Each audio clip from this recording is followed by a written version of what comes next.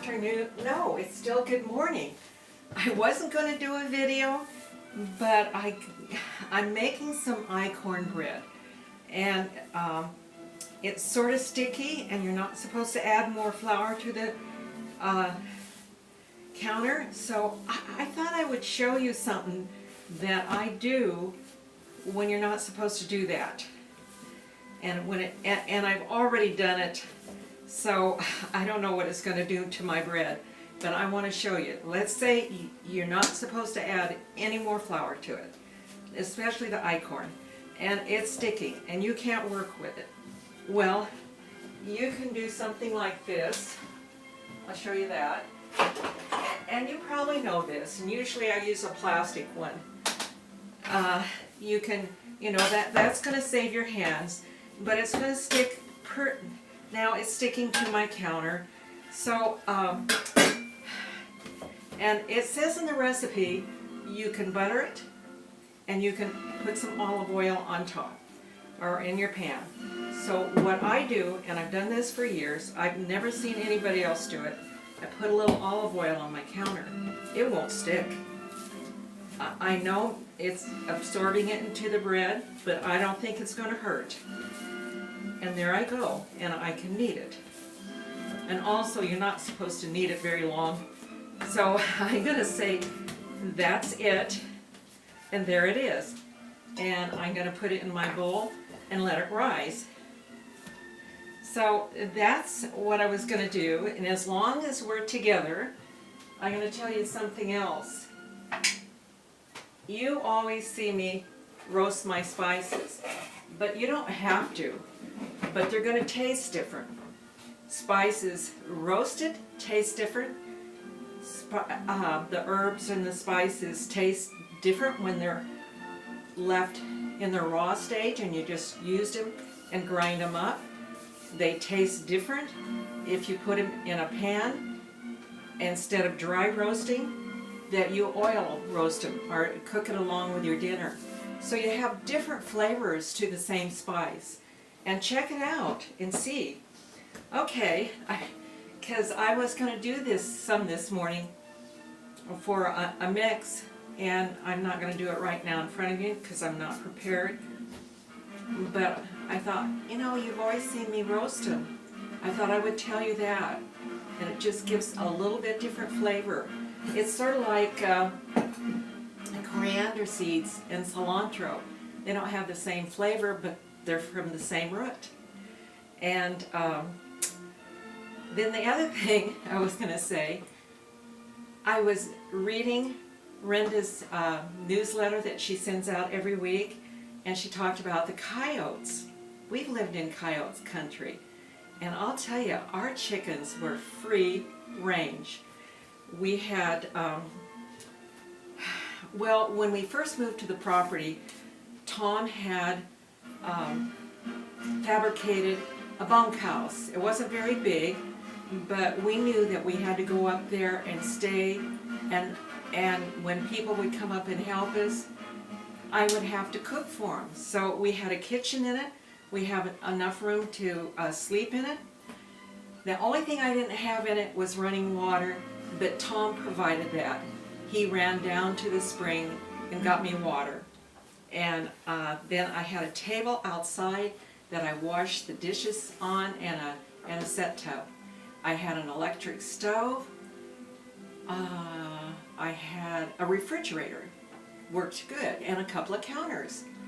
And I cooked some pretty good meals there. And I also had a barbecue. So it was set up good, but at night we could hear the coyotes. After we moved into our home, in the evening, we could look out our windows and watch the coyotes go by. Weren't very far from the Canadian wolf country. I never saw one, I never heard one, I always wanted to hear one. But I've seen their tracks, they're huge. And I've seen where they took down an elk or a deer or something. And it was maybe, I don't know, less than 5 miles from us maybe that happened. So they were close, maybe a little further than 5 miles, but not much. But I'll tell you, they never got one of our chickens, never. And we had 2 good dogs. We had Maggie. Maggie was not very old then. We got her after we were there a while. But her father, believe it or not, was trained to kill coyotes. And his owner had a 4-wheeler, and the dog would ride along with him. When they saw a coyote, that dog was off and after that coyote. Maggie comes from some pretty fierce stock, and she's a good dog. No coyotes here, not even little bunnies. Oh, we had lots of bunnies too. And I want you to know, wildlife goes in cycles. So if you, one year it was just the cutest little bunnies. When the snow melted, we could see where they chewed different things. But anyway, then naturally that brought in the coyotes. And coyotes were more after the sheep, I think. But actually, sheep and deer, they left our goats alone, no problem.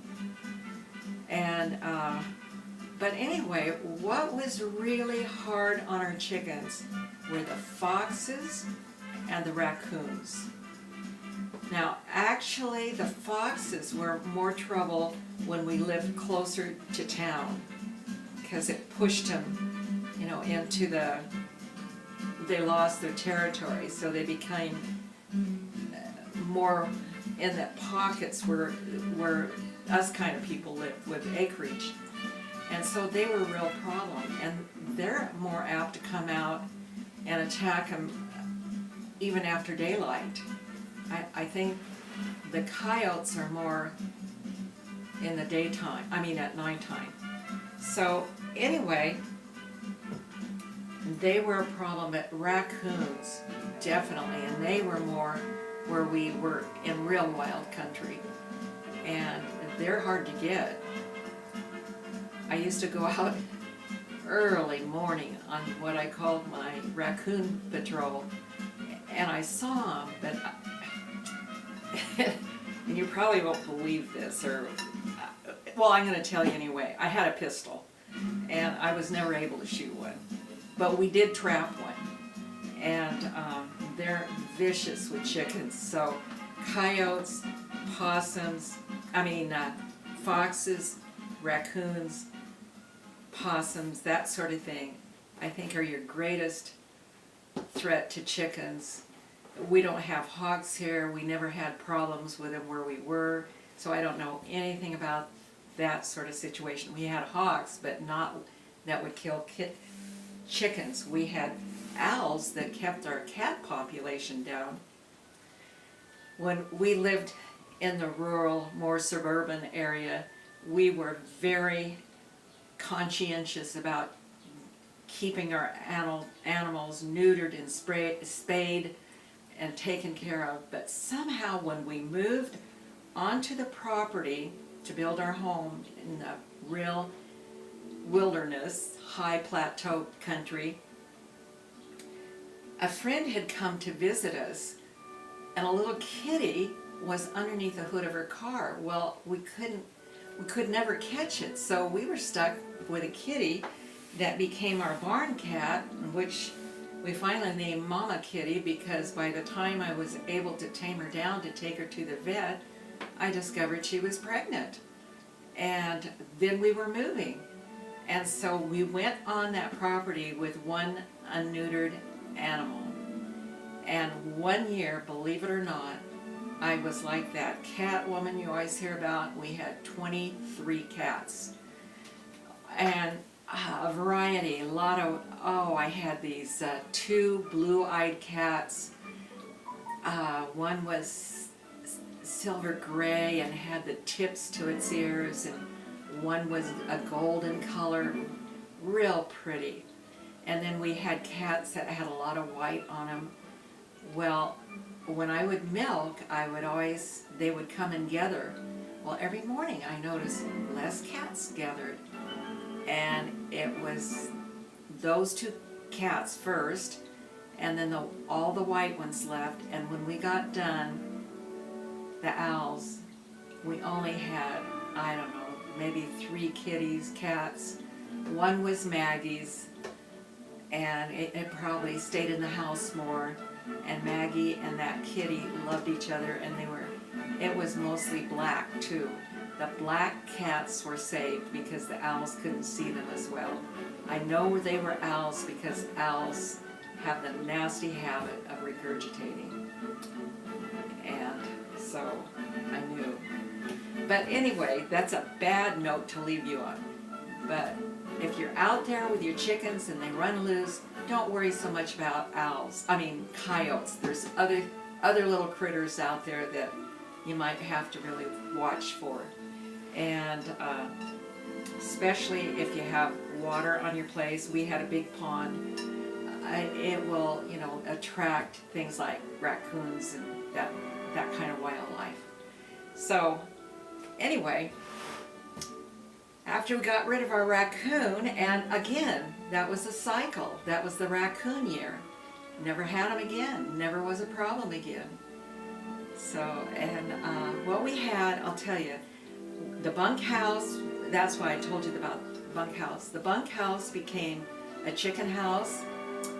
Tom had made a cute little, it was like a doll house, but it became a chicken house. And then we had the barn that opened up. It had 3 sides and it was open. And we made a duck shed where we could lock our ducks up at night.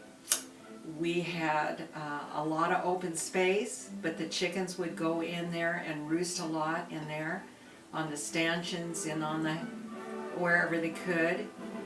And we had over, I don't know, we always had over 200 chickens running loose someplace, probably more than that. And they ranged. We had good eggs. So, and we sold them. Okay, so with that, I'm gonna let you go, and that's how I'm surviving the 80s, and that's how I used to survive. I think I'm okay. I know I'm sort of flowery.